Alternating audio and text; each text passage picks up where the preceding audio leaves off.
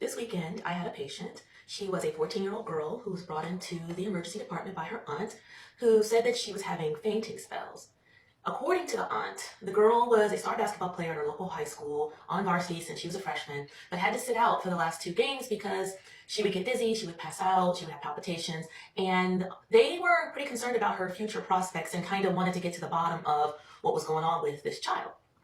So on exam, I see a young woman who is quiet, deferent. She doesn't really make good eye contact with me when I ask her basic questions. She kind of glances at her aunt before she answers any question. She's a little nervous and unsure of her answers. And, I'm the type of doctor that will throw a family member out of the room in a heartbeat if I get an inkling that there is something going on that doesn't quite make sense.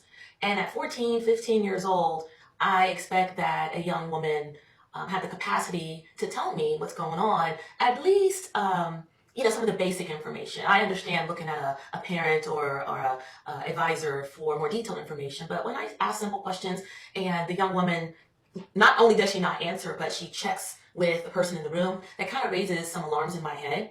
So most of the time, what I do is I will just proceed and then maybe ask the parent to step out. Anytime I have a teenager that I'm trying to interview, I at least want to get a couple of minutes with an adult, the adult that's with them, out of the room, so that if there's something more sensitive that they want to tell me that I may need to know, there's an opportunity for us to have that dialogue without the pressure or the embarrassment or the aversion to speaking because their parent or this guardian is in the room.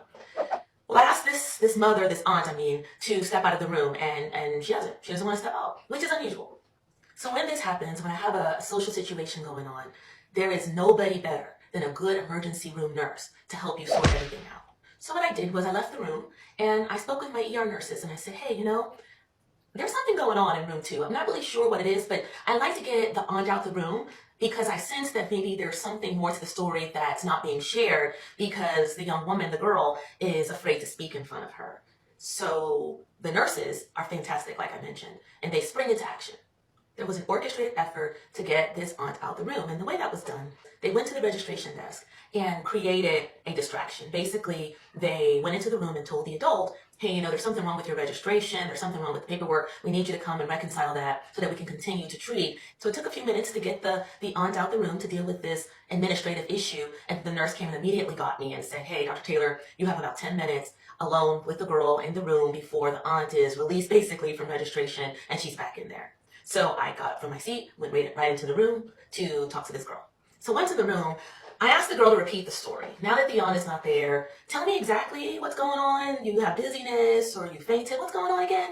So the girl goes into a little bit more detail. She says that, yes, when I'm playing basketball, I feel like I'm going to faint. I played varsity basketball in high school, so I know a little bit about the game. So I started asking her basketball-specific questions.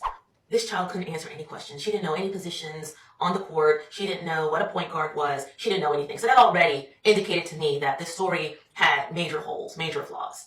So I look at her directly and I tell her, hey, I'm a safe person, but I need to know the truth. And I need to know it now because any moment your aunt is going to come back and our conversation is over.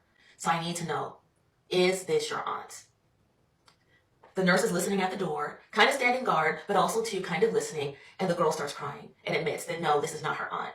She went to the burger stand a few months ago, met a guy with this woman, and basically they promised her a better life. They exchanged information, connected on social media, and the rest is the fodder for any grooming story. Several months pass, the girl runs away to try to connect with these people, and basically they rope her into what is the sex trafficking ring.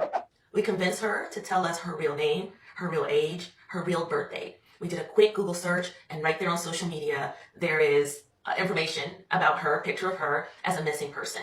Granted, she looked a lot different than she did on the pictures, but with the name and the date of birth, we were able to make that connection. Social media, the internet, has a lot of problems associated with it. But one great thing is, under the right circumstances, it can be very helpful. So we were able to identify this girl as the missing person because of social media and get the help that she needed based on the information she was able to tell us after our suspicions were raised that she wasn't quite telling us the whole story.